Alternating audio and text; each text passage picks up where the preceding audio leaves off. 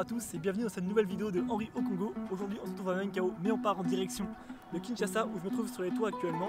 Je vais vous parler un peu de cette grande capitale, de ce qu'on voit dans la rue qui est quand même assez hallucinant. Mais avant ça, je vais vous présenter l'équipe et un peu les travaux qu'on réalise ici. C'est parti. Là, on fait une petite salade de fruits. Je suis en train de fabriquer un brasero. Des débats politiques. Une partie de la France. Et à ces moments-là, nous allons planter le manioc, les acacias. Ça, c'est les poissons. Et on doit les fruits. En fait, on va mettre du sable au fond d'une grande marmite. Et après, on va déposer le plat avec le gâteau à l'intérieur. Et donc, dès la deuxième semaine, j'ai eu la chance de pouvoir aller à Kinshasa pour une semaine pour aller découvrir un peu les missions de la communauté là-bas. Et ça a été vraiment troublant dès le trajet en arrivant à Kinshasa. La circulation était complètement dingue, il y avait du monde de partout, c'était un peu la jungle sur la route. Et du coup, ça changeait de la France.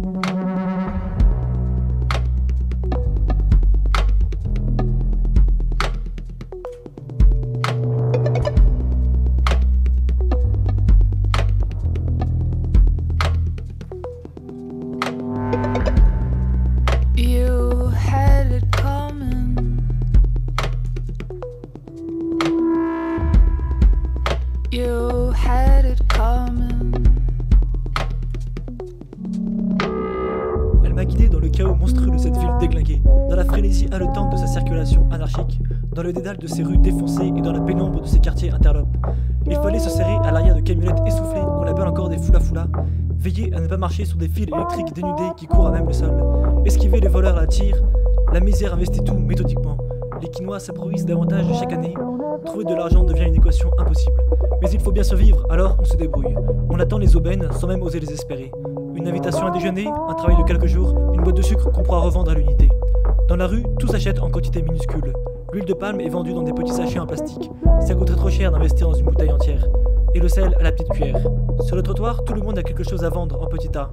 Petits tas d'oignons, de manioc, de pili-pili, de fruits et de légumes, de charbon, de petits tas de vie bricolés au rabais avec du fil de fer rouillé ou des bouts de ficelle. Dans tout le pays, les écoles ferment car les professeurs ne sont plus payés, ils laissent tomber l'enseignement et retournent travailler au champ pour nourrir leur famille. Ou bien ils deviennent chauffeurs de foula-foula, petits commerçants, pompistes. Et les enfants apprennent à se passer d'instruction. À quoi bon étudier quand il n'y a pas d'emploi, et à quoi bon travailler quand il n'y a pas de salaire? Comme vous avez pu voir, Kinshasa c'est une ville vraiment impressionnante. Et moi tout ce qui se passe sur la route, ça me fascine vraiment. Du coup ce que je vous propose c'est de vous montrer quelques situations pour vous expliquer un peu comment ça se passe, pour vous faire un peu une idée du bazar qui se passe sur la route. C'est parti!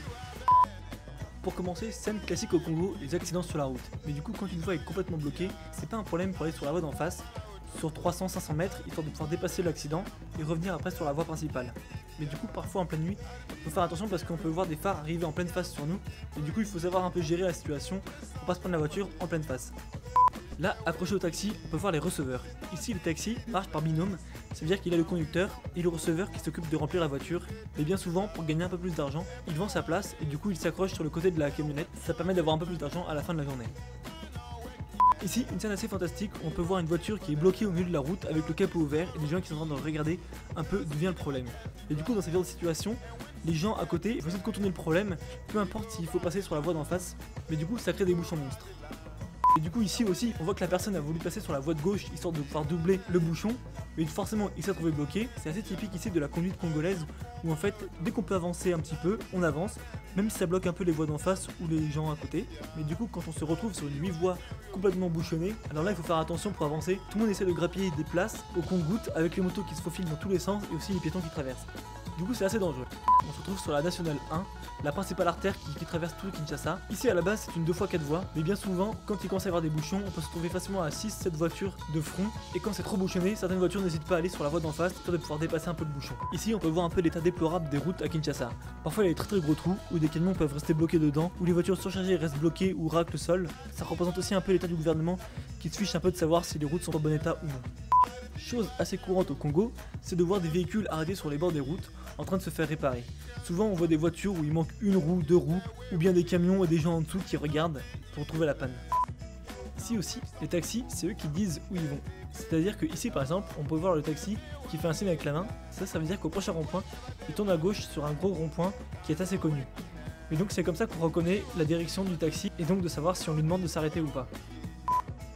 Là ici, on peut voir un peu comment les voitures fonctionnent sur les carrefours. En fait, c'est un peu à celui qui va forcer un peu le passage qui aura la priorité. Mais du coup, quand le boulevard est plutôt fluide, ça va. Mais en cas de bouchon avec 5 ou 6 voies de chaque côté de la route et une voiture qui veut traverser, alors là, ça met tout de suite la grande pagaille. Et du coup, mes deux grandes impressions sur Kinshasa, la première, c'est un peu le désordre qu'on y trouve. C'est vrai qu'il y a quand même du monde de partout, des gens qui vendent des choses un peu partout sur les ronds-points, dans les routes. Et du coup, c'est quand même assez oppressant comme ambiance. Même sortir accompagné, on se sent quand même pas tranquille quand on se balade dans la rue ici. Et le deuxième point, c'est aussi la saleté. C'est-à-dire qu'il y a quand même des déchets vraiment partout, du plastique qui traîne, des cours de rivière qui sont vraiment inondés de plastique. Du coup, c'est aussi la découverte d'un pays qu'on appelle Tiers-Monde en Europe. Du coup, ça permet quand même de mettre des images sur ce que j'ai pu voir plus jeune dans les bouquins d'histoire géo.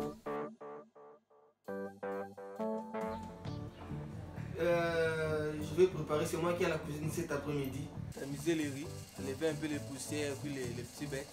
Un ananas bien mûr et bien sucré. Et puis le fruit qui fait tellement plaisir à Henri, les fruits de la passion. Masa Kitoko. Aujourd'hui, on fait un gâteau à la vanille. Mais du coup, comme ici, on n'a pas de four et qu'on a que du charbon pour faire la cuisine, on fait un four un peu traditionnel. Et du coup, la première étape, c'est de sécher le sable pour avoir on va dire un fond de four avec du sable sec. Et du coup, on peut aussi observer un magnifique brasero fait par notre frère Hervé. Un brasero fait à partir de barres de fer et de fils de fer récupérés dans des pneus usagés. Là, on met le plat au milieu du sable. Sans en mettre dans le plat. Bien sûr. Sinon ça croustille. Et après, il faut couvrir. Allez, Et attendre combien de temps? une heure. Et la maison de Menkao, c'est plutôt une maison d'accueil pour des week-ends ou des sessions. Donc soit des week-ends un peu communautaires pour les gens qui sont dans la communauté, ou des sessions sur des missions d'évangélisation des 14-18 ans et des 18-35 ans ici. Mais du coup, cette maison ici, elle est assez récente. Et du coup, il y a quand même beaucoup de travaux, beaucoup de choses à mettre en place. Donc notamment l'agriculture, mais aussi tout simplement de l'entretien. Il y a des travaux tels que du bricolage et tout ça. Et donc là, je vous emmène au fond de la parcelle pour vous montrer un peu le débroussaillage qu'on fait. Parce que c'est quand même assez impressionnant ce qu'on coupe. Et c'est que c'est assez fatigant. Mais du coup, en plus, comme vous pouvez voir ici, on est plutôt sur le fond de la parcelle, en bas. Et du coup, c'est assez humide. Avec le soleil, ça chauffe. Et on est assez... et on transpire beaucoup.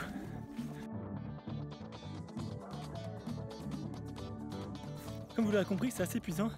Et en plus, souvent, les brins d'herbe se coincent dans le rotor. Du coup, il faut s'arrêter, décoincer un peu le bout et repartir. Et en plus, on a beau les couper, il faut aussi pouvoir les dégager un peu parce que sinon ça nous tombe sur soi. Ou sinon ça nous empêche un peu d'avancer. Du coup, c'est assez physique.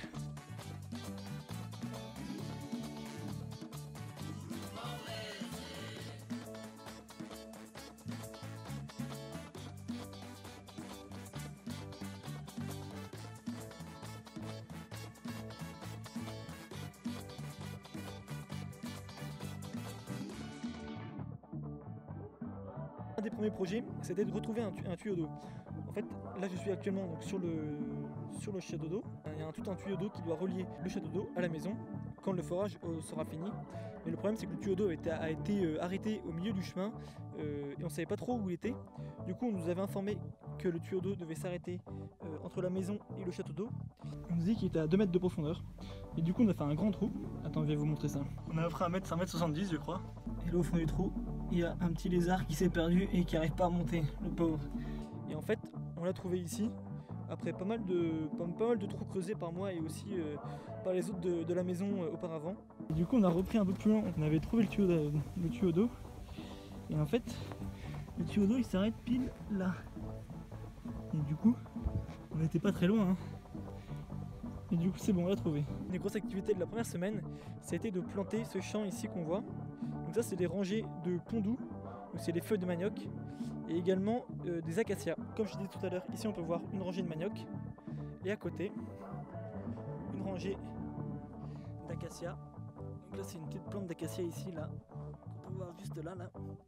Et du coup, en alternant manioc, acacia, ça permet de faire un peu de l'agroforesterie. Donc c'est assez intéressant comme technique, mais du coup, eux, les acacias seront prêts dans une dizaine d'années pour pouvoir faire du charbon avec.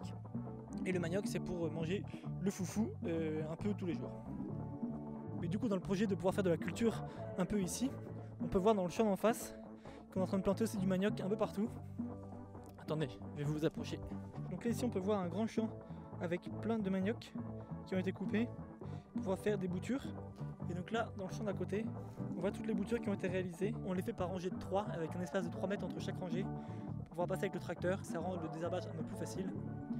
Mais du coup, pour le bouturage, c'est juste on coupe une branche, on la plante et ça pousse tout seul. Parce que ici, le manioc pousse quand même très facilement. Là, on est en train de préparer une petite confiture à la goyave. À peine j'ai eu le temps d'aller prendre l'appareil photo que les petits poussins nous ont envahis. Ah! Mais du coup, ce que je voulais vous montrer, c'est que le manioc qu'on a vu tout à l'heure, ça donne des tubercules qui ressemblent à ça. C'est un peu des grosses racines, un peu comme les patates douces. Et du coup, ça s'épluche. Soit on en fait de la farine après les avoir séchées, et du coup on mélange ça avec de la farine de maïs et ça fait le foufou, sur de grosses boules. Ça, il faudra que je vous montre un peu comment on en fait et à quoi ça ressemble. Ou alors, on le fait bouillir un peu comme les patates douces, en petits morceaux. Et là, vous voyez, et ça devient assez tendre, mais il faut vraiment les faire cuire assez longtemps. Ici, lors de la première vidéo, je vous ai montré un safoutier. Et du coup, ça, ce sont les fruits du safoutier, c'est un safou. C'est très dur. En fait, il suffit de les mettre 5-6 minutes dans l'eau chaude. Ça devient tout tendre. Et du coup, ça se mange et il y a un gros noyau à l'intérieur. Et c'est très bizarre la première fois. Mais dès la deuxième fois, on adore. Et après, on s'en lasse plus. Du coup, on prépare une petite sauce à l'oignon ce soir. Avec de la moutarde pour accompagner le manioc. Mais attendez. Regardez-moi cette petite vue magnifique qu'on a d'ici. Regardez. Une petite vue depuis la cuisine qui donne sur la brousse avec les palmiers qui bordent la concession. Et là, on peut voir Hervé sur le tracteur qui est en train de nettoyer l'ancien champ de maïs.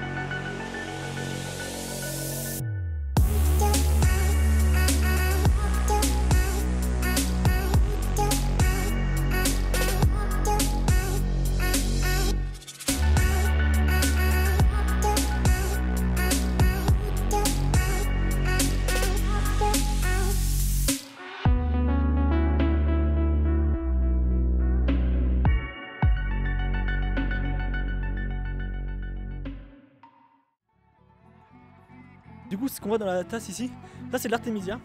Ça, je vous en parlerai dans une autre vidéo parce que c'est vraiment super intéressant comme sujet. Ça, c'est un remède contre le paludisme qui est vraiment super efficace, très peu répandu parce qu'il y a pas mal de grosses boîtes pharmaceutiques et l'OMS qui sont contre, surtout pour des raisons financières. Mais du coup, c'est assez impressionnant. Et un grand merci à tous mes parrains qui me soutiennent. Je sais pas où on est la cagnotte, mais ça avance. Du coup, vous pouvez toujours me parrainer. Tous les liens sont dans la description de la vidéo. Et donc c'est ainsi que s'achève cette deuxième vidéo de Henri au Congo. J'espère que ça vous plaît. N'hésitez pas à partager si le projet vous plaît. Et je vous donne rendez-vous dans un mois, je crois, pour une prochaine vidéo des aventures d'ici. Bye!